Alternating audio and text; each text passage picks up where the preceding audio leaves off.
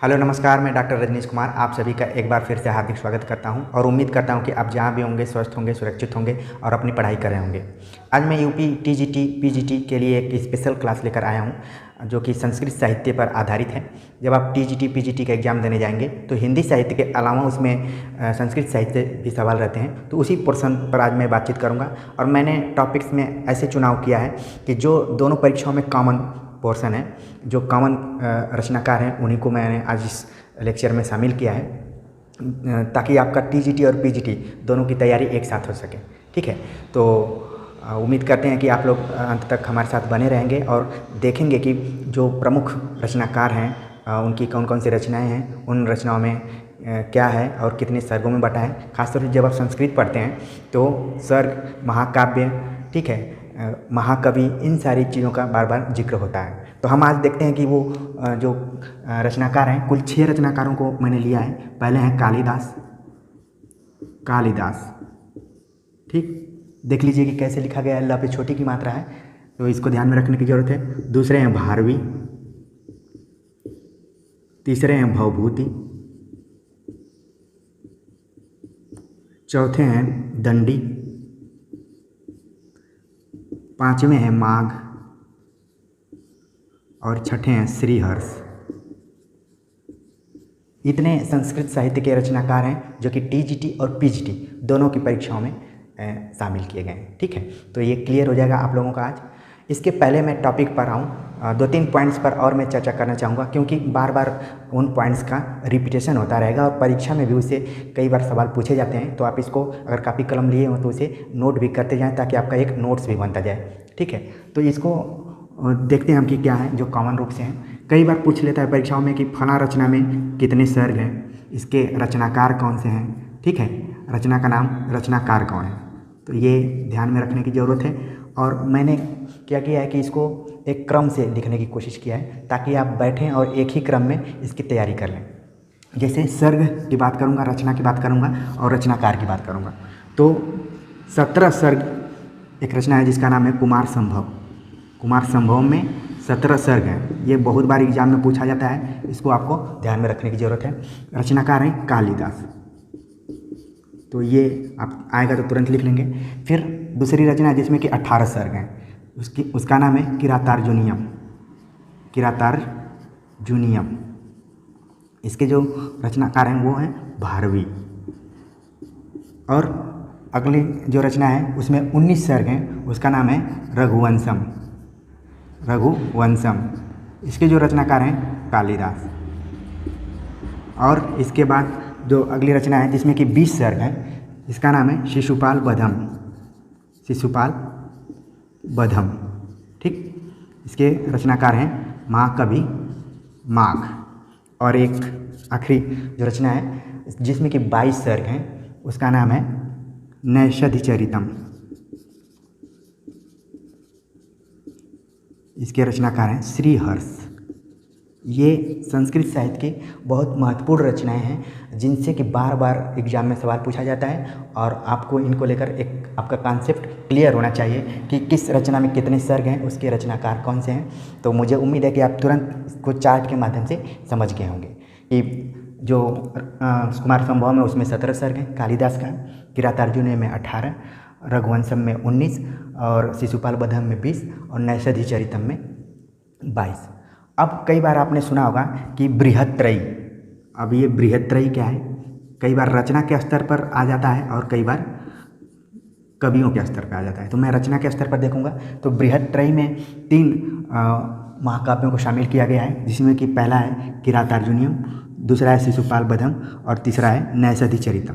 तो ये तीनों जो हैं इनको बृहत्त्रयी कहा जाता है। ठीक है, तो ये सवाल बार बार एग्जाम में पूछा जाता है, तो आप इनका सर्ग, इनके कवियों का नाम याद रखेंगे। मैं यहाँ पर लिख देता हूँ बृहत्त्रयी में कौन कौन से हैं। किरातार्जुनीयम, दूसरा है शिशुपाल बधम, और आप अपने दिमाग में ये लिखते जाइए कि किसमें कितना सर्ग है। ठीक है, और तीसरा है नैषधिचरितम। ठीक, तो ये तो रचना के हिसाब से हो गया। अब हम देखेंगे कई कवियों को भी इसमें शामिल किया जाता है, बृहत्त्रयी कहा जाता है उसमें। ठीक, तो वो 3 कवि कौन कौन से हैं जो बृहत्त्रयी में शामिल हैं? तो यहाँ पर हम नोट कर लेते हैं, आप बगल में थोड़ा सा नोट कर लेते हैं। कवि में बृहत्तरयी कवि कौन कौन से हैं? बृहत्तरयी मतलब जो 3 लोग शामिल रहते हैं, उसमें पहला नाम है दंडी का, ठीक, दूसरा नाम है माघ का, तीसरा नाम है सुबंधु का। तो ये इन तीनों को क्या कहा जाता है? बल्कि यहाँ पर माघ नहीं है, बाणभट्ट हैं, ठीक। इन तीनों को बृहत्तरयी कहा जाता है। तो जो बृहत्तरयी रचना में शामिल किए गए हैं उनमें है किरातार्जुनीयम, शिशुपाल वधम और नैषधीय चरितम। और कवियों में जो शामिल किए गए हैं उनमें है दंडी, बाणभट्ट और सुबंधु। ये 3 रचनाकार हैं जिनको बृहत्तरयी कहा जाता है। तो उम्मीद है कि जब आपसे पूछा जाएगा कि किन किन महाकाव्यों में कितने सर्ग हैं, उनके रचनाकार कौन है, तुरंत आप बता देंगे। बृहत्तरयी कौन है रचना के हिसाब से और कवि के हिसाब से, तो उसको भी आप बता देंगे। अब हम ये देखने की कोशिश करेंगे कि कई बार कवियों को उपाधि भी दी गई है, इसको भी ध्यान में रखने की जरूरत है। इससे भी सवाल आते हैं। जिसे कालिदास को कहा जाता है उपमा के लिए फेमस है। तो जब भी सवाल आएगा कि उपमा कालिदास से, या फिर सवाल आता है कि उपमा के लिए कौन सा महाकवि प्रसिद्ध है, तो उसका नाम हो जाएगा कालिदास। दूसरे जो हैं इनको कहा जाता है अर्थ गौरव। ये अर्थ गौरव के लिए फेमस हैं। तो अर्थ गौरव के लिए कौन फेमस है? भारवी। उनके रचना का नाम तुरंत आप अपने दिमाग में रखिए कि किरातार्जुनीयम में उसमें कुल 18 सर्ग हैं। इस तरीके से आपको याद करना पड़ेगा। भवभूति, जिनको कि करुण रस के लिए माना जाता है कि ये करुण रस के इकलौते ऐसे कवि हैं जिन्होंने कि करुण रस पर अपना ज़बरदस्त पकड़ किया हुआ है, ठीक। इसके बाद दंडी हैं, इनको कहा जाता है पद लालित्य। पद लालित्य के लिए दंडी जाने जाते हैं, ठीक। और माघ, महाकवि माघ जिन्होंने शिशुपाल वधम नाम से महाकाव्य लिखा है, इनको कहा जाता है माघे संति त्रयो गुण, ठीक है। माघे संति त्रयो गुण मतलब कि माघ में 3 गुण पाए जाते हैं। कौन कौन से गुण हैं? पहला है उपमा, दूसरा है अर्थ गौरव और तीसरा है पद लालित्य। तो इसको नोट कर लीजिए, उपमा, अर्थ गौरव और पद लालित्य, ये तीनों पाए जाते हैं इनमें। तो आप समझ सकते हैं कि एक कवि के अंदर अगर 3 गुण पाए जाते हों तो वो कितना महान कवि हो सकता है, ठीक। इसके बाद श्रीहर्ष जो हैं, ये इनको श्रृंगार रस इनके रचना में ज़्यादातर पाया जाता है। तो एक तरीके से आपने देखा कि जो 6 महाकवि हैं उनकी अलग अलग विशेषता है, उनके महाकाव्य हैं, उनमें कितने कितने सर्ग हैं, ठीक है। बृहत्तरयी में कौन कौन शामिल है, एक मोटे स्तर पर आपके अंदर एक खाका बन चुका होगा कि कैसे याद करना है, ठीक है। अब हम बारी बारी से हर कवि पर बातचीत करेंगे, उनकी जो खास विशेषताएं हैं उस पर बातचीत करेंगे। उम्मीद है कि आपको ये सब समझ में आ रहा होगा। और आप कमेंट कर बताइए कि जो संस्कृत साहित्य स्पेशल क्लास मैं लेकर आया हूँ वो आपको कितना समझ में आ रहा है और मेरी बात आप तक कितनी पहुँच रही है। कमेंट्स कर ज़रूर बताइए, ठीक है। अब हम देखते हैं कालिदास को। कालिदास संस्कृत के क्या कहे जाते हैं? शेक्सपियर इनको कहा जाता है। लेकिन जब कालिदास की बात आती है तो इनके लिए एक किंवदंती है कि ये बहुत मूर्ख टाइप के थे। एक बार ऋषि सब जा रहे थे जंगल में और ये जिस डाल पर बैठे थे उसी को काट रहे थे। कई बार एक किंवदंती को आपने सुना होगा। फिर कालिदास और विद्योत्तमा के बीच में जो शास्त्रार्थ हुआ था उसके बारे में भी आप सुने होंगे कई बार, ठीक है। तो कालिदास का तो एक ये चेहरा सामने उभर कर आता है, लेकिन बाद में जब उनकी रचनाओं को हम पढ़ते हैं तो अलग तरीके के कालिदास आते हैं। और कालिदास को आधार बनाकर हिंदी साहित्य में बहुत सारे नाटक भी लिखे गए हैं, जिसमें कि आषाढ़ का एक दिन फेमस नाटक है। तो हम देखते हैं कि कालिदास की जो पत्नी थी वो विद्योत्तमा थी। यहाँ पर तुरंत आप ध्यान में रखिए कि ये उपमा के लिए फेमस है। और इसके अलावा इन्होंने वैदर्भी रीति को भी इन्होंने काफ़ी प्रसिद्धि दी है, तो इसको आप नोट कर सकते हैं, ठीक। उपमा के लिए कालिदास और वैदर्भी रीति, इन दोनों का प्रचलन शुरू में कालिदास ने ही किया था। और उपमा जो अलंकार है, अलंकार जो मैंने सेक्शन पढ़ाया हुआ है उसमें आप देख सकते हैं कि किसे कहते हैं उपमा अलंकार, उसके क्या क्या उदाहरण हैं, ठीक है। इनकी जो पत्नी थी विद्योत्तमा, जब साधुओं ने कालिदास को जिस डाल पर बैठे थे उसी डाल पर काट रहे थे, इसको देखा तो इनको लगा कि यही व्यक्ति है जो कि विद्योत्तमा, क्योंकि उस समय विद्योत्तमा एक विदुषी महिला थी जिनको शास्त्रार्थ में हराना बहुत मुश्किल काम था। लेकिन उनको हराने का उन्होंने जिम्मा लिया था। उन्होंने कालिदास से को लेकर वहाँ पर गए और लगा कि कालिदास से अच्छा कोई व्यक्ति नहीं हो सकता है जो कि विद्योत्तमा को हरा सकता है। फिर वहाँ पर शास्त्रार्थ हुआ। आप जानते हैं कि विद्योत्तमा ने एक अंगुली ऐसे दिखाई तो कालिदास ने 2 दिखाया। फिर इसका अलग अलग तरीके से व्याख्या किया गया। विद्योत्तमा ने 5 तत्वों के बारे में बताए, ऐसे हाथ उसने किया तो कालिदास ने मुट्ठी बांध कर दिखाया। तो इस तरीके की कहानियाँ आपने सुना होगा। तो ये एक स्वरूप उभर कर कालिदास का आता है। जब विद्वत्मा को कालिदास की असलियत का पता चला तो उसने इनको छत से शायद धक्का दे दिया था और इन्होंने ये काली जी का मंदिर था या किसी चीज़ का मंदिर था, उस पर गिर गए। और फिर जब वापस आए तो इन्होंने कहा, एक इन्होंने श्लोक दिया, उन्होंने श्लोक कहा था कालिदास ने, इसको भी आप ध्यान में रखिए, कई बार ये एग्जाम में आ जाता है। अनावृत्तम कपाटम द्वारम देहि, ठीक, दरवाज़ा खोलने के लिए इन्होंने कहा। फिर जो विद्वत्मा है उन्होंने 3 शब्दों का प्रयोग किया है, जिस पर कि आगे चलकर कालिदास ने 3 बड़ी रचनाओं को लिखा है। ये कई बार सवाल आता है एग्जाम में, इसको ध्यान में रखने की ज़रूरत है। और वो 3 वाक्य क्या थे? इन्होंने लिखा है कि अस्ति कश्चित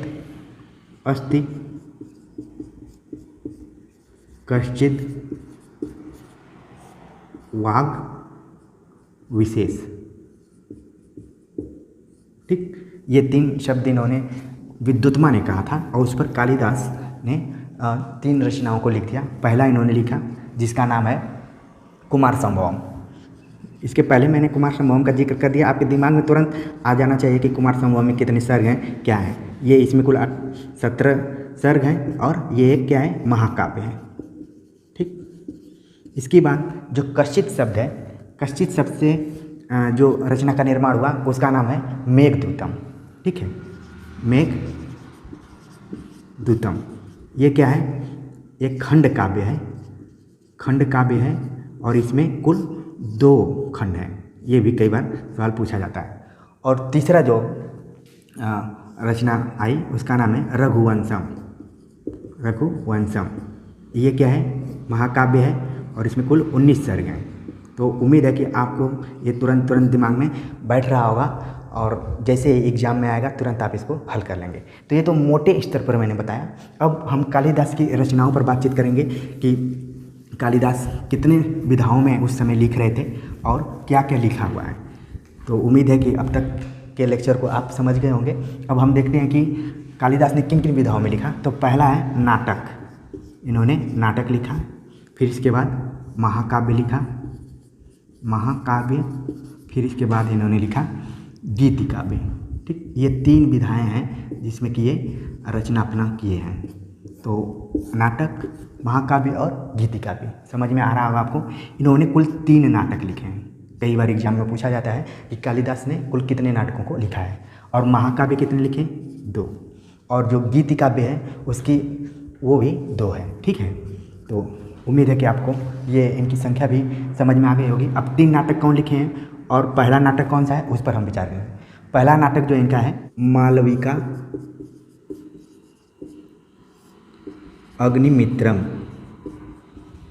ठीक, मालविका अग्निमित्रम पहला नाटक है। ये कुल 5 अंक में है। इसको प्रथम नाटक कहा जाता है। तो ध्यान में रखिए, कई बार सवाल पूछ देता है कि कालिदास के प्रथम नाटक का नाम क्या है। दूसरा जो नाटक है उसका नाम है विक्रमोर्वशीयम। ये क्या है? ये भी 5 अंकों में है और इसको क्या कहा जाता है? त्रोटक। कई बार एग्जाम में आ जाता है कि त्रोटक शैली में या विधा में किस रचना को कालिदास ने किया है, उसका नाम है विक्रमोर्वशीयम।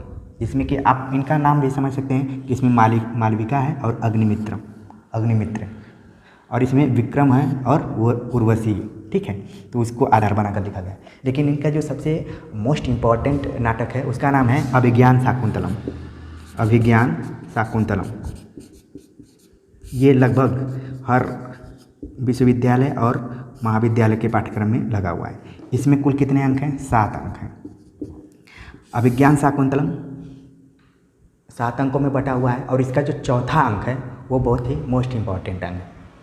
कई बार सवाल पूछा जाता है कि अभिज्ञान शाकुंतलम तो 7 अंकों में है, लेकिन उसका सबसे बेहतरीन अंक कौन सा है? चौथा अंक है, जिसमें कि शकुंतला की विदाई होती है। आप इस कहानी को जानते होंगे कि इसमें दुष्यंत हैं, शकुंतला है। शकुंतला के जो माता पिता थे मेनका और विश्वामित्र, विश्वामित्र की तपस्या भंग करने के लिए मेनका को भेजा गया था। उन्होंने अपना काम करके वहाँ से वो चली गई।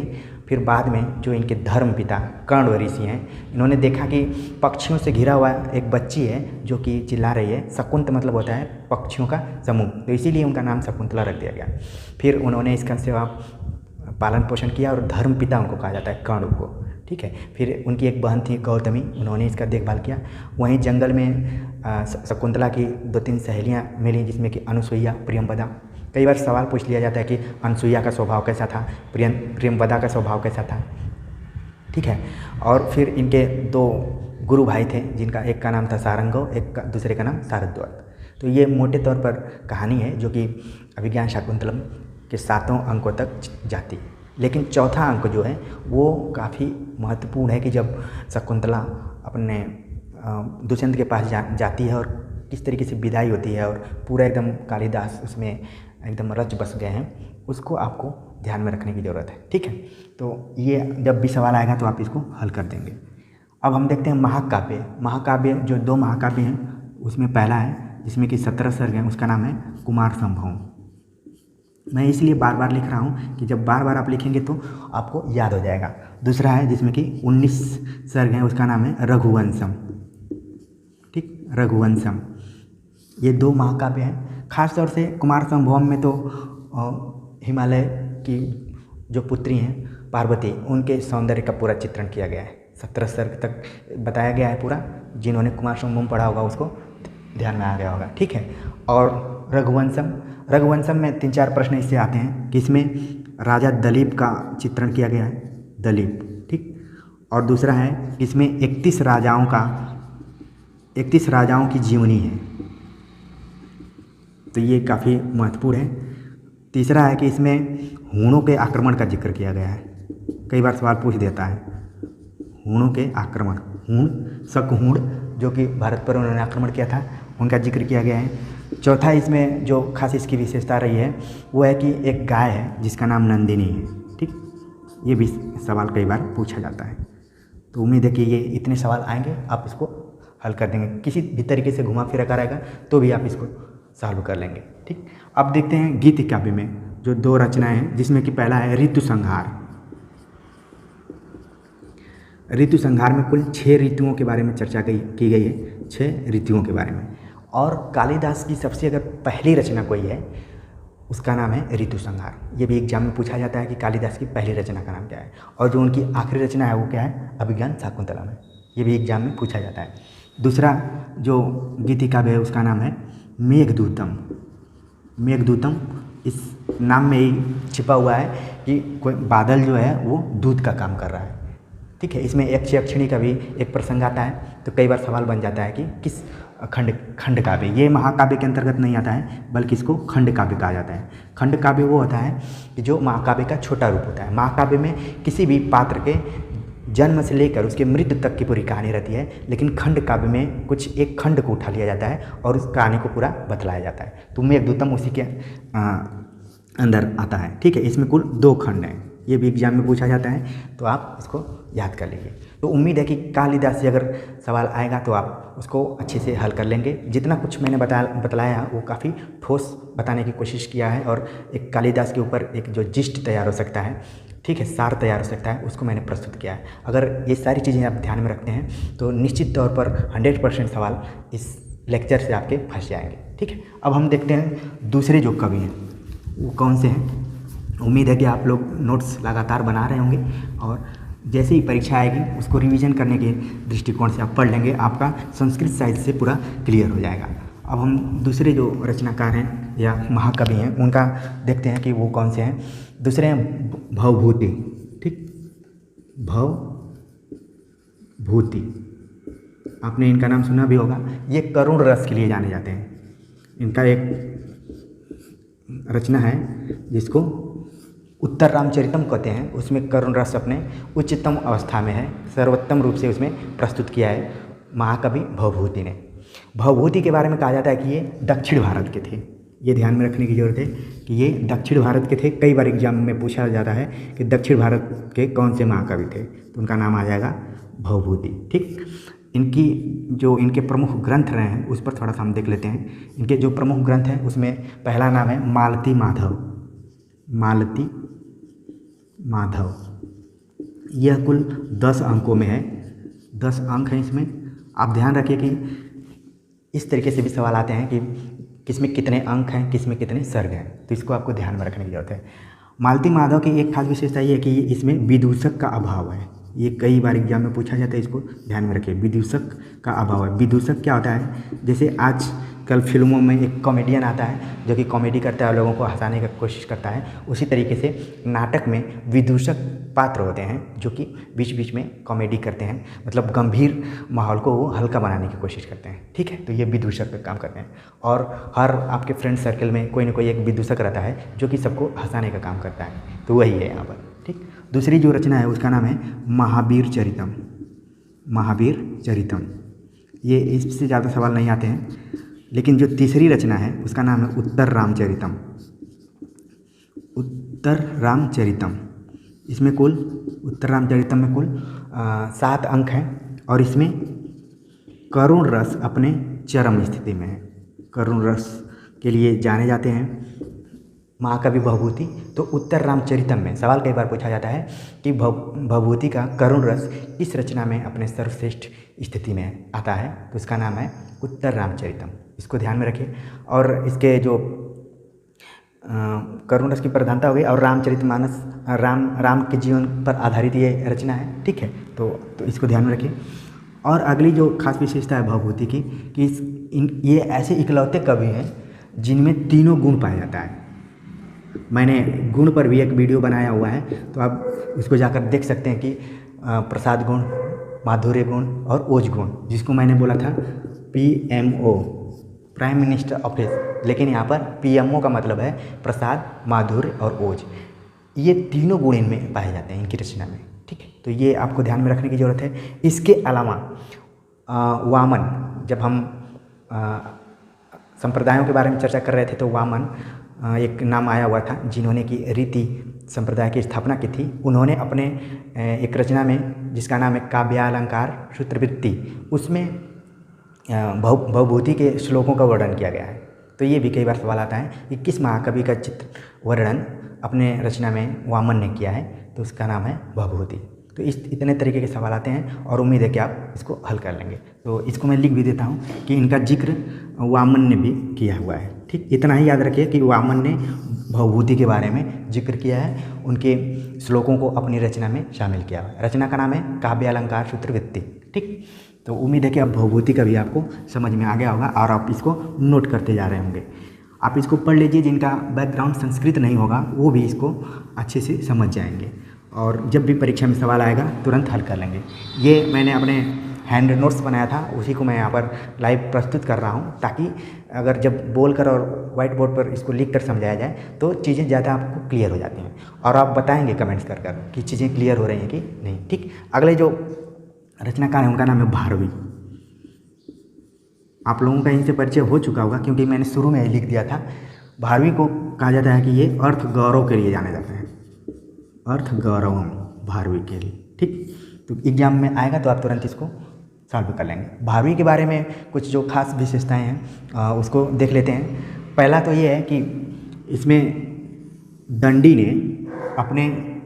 दंडी अपने एक रचना में जिसका नाम है अवंती सुंदरी कथा, उसमें इन्होंने कहा है कि जो भारवी हैं इनके प्रति पितामह हैं, प्रति पितामह।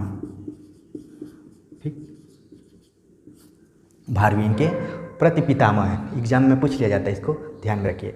दूसरा, इसमें ये कहा गया है कि ये पुलकेशियन द्वितीय, पुलकेशियन के समय में थे, पुलकेशियन द्वितीय के समय में थे। भारवी का जो वास्तविक नाम है, भारवी का वास्तविक नाम, उसका नाम है दामोदर। बहुत बार एग्जाम में पूछा जाता है, वास्तविक नाम दामोदर है और वर्तमान में भी एक व्यक्ति का नाम दामोदर लगा हुआ है। आप लोग संकेत को समझ गए होंगे, लेकिन ये भारवी का नाम है वास्तविक नाम, क्योंकि आप जब परीक्षा में जाएंगे बैठने के लिए तो जब मैं वर्तमान से जोड़ा हूँ तो तुरंत आपके दिमाग में आ जाएगा कि फलां के नाम में भी दामोदर लगा हुआ है। और भारवी का भी वास्तविक नाम मतलब असली नाम बचपन का जो नाम है वो दामोदर था, बाद में उसको भारवी कहा गया। अगर देखा जाए भारवी का जो शाब्दिक अर्थ है ये है कि रवि, ठीक, इसमें यही दो शब्द छिपा हुआ है। भारवी मतलब कि सूर्य की किरणें जब क्षीण हो जाएं तो इसको कहा जाता है भारवी। सूर्य की किरणें क्षीण हो जाती हैं तो उसको भारवी कहा जाता है। इसका शाब्दिक अर्थ ये है, लेकिन इनका जो वास्तविक नाम है उसका नाम है दामोदर। याद रख लीजिए, पिछली बार एग्ज़ाम में पूछा था, जब मैं 2011 का एग्ज़ाम दिया हुआ था पीजीटी में, तो इसमें पूछ लिया था कि भारवी के माता का क्या नाम है।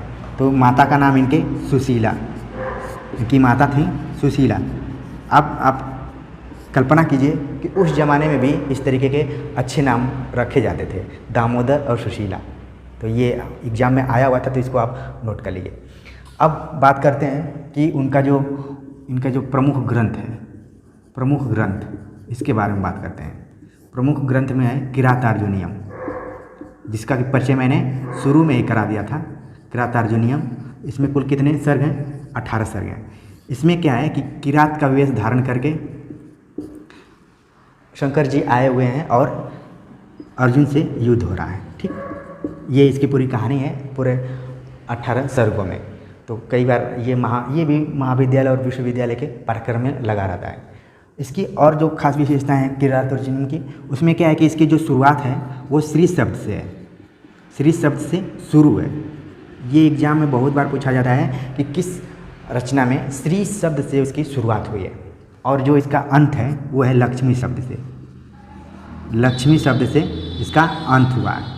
आप देखेंगे कि दोनों शब्दों का अर्थ एक ही है, श्री मतलब लक्ष्मी होता है, लेकिन जब अंत में आप देखेंगे तो इसका अंत लक्ष्मी शब्द से हुआ है और शुरुआत श्री शब्द से हुआ है। यही क्या है, मेन डिफरेंस है, और संस्कृत साहित्य में एक बड़ा सवाल के रूप में उभर कर सामने आता है, ठीक।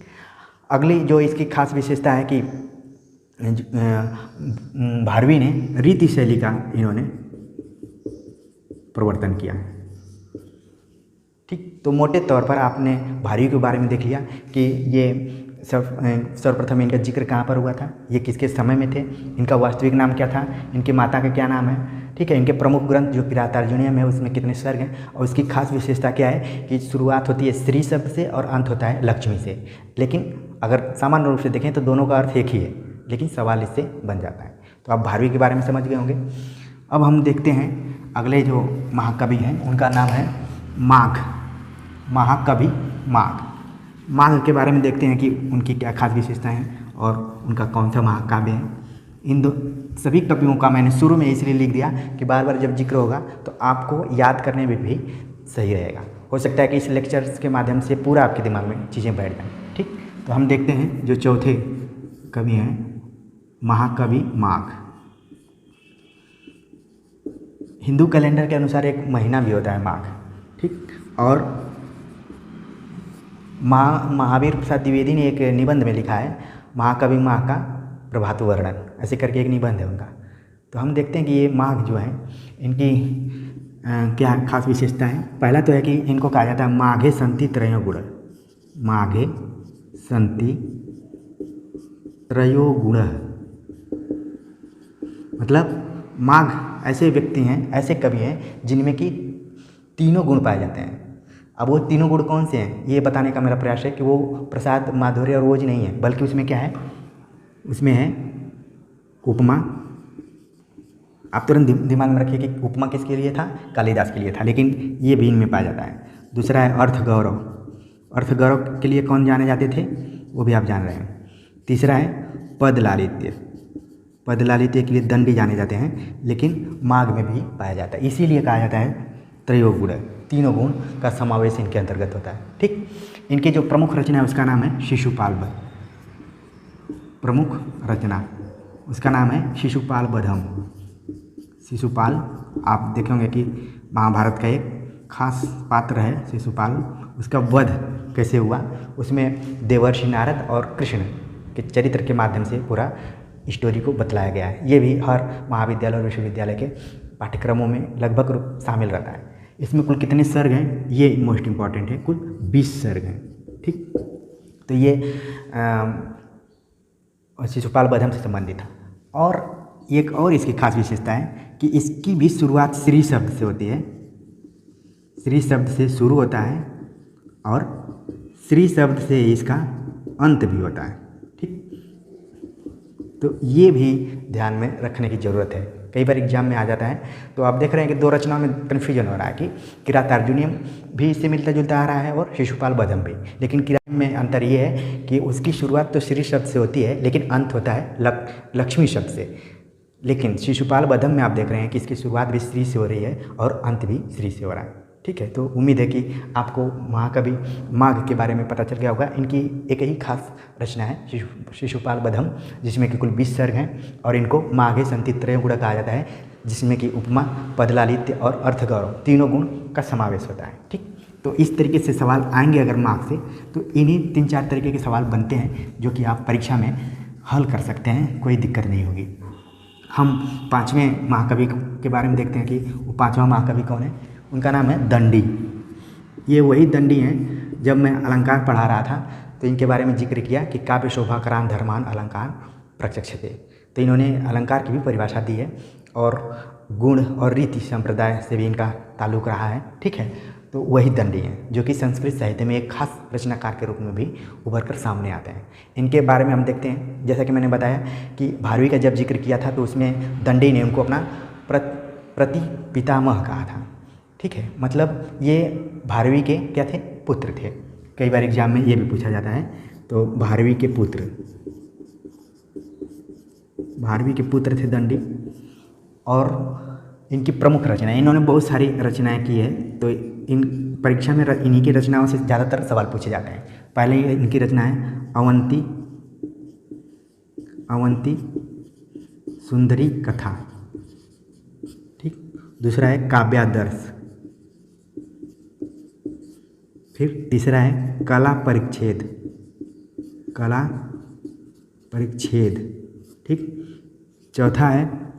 चौथी जो रचना है वो है छंदो विचिति।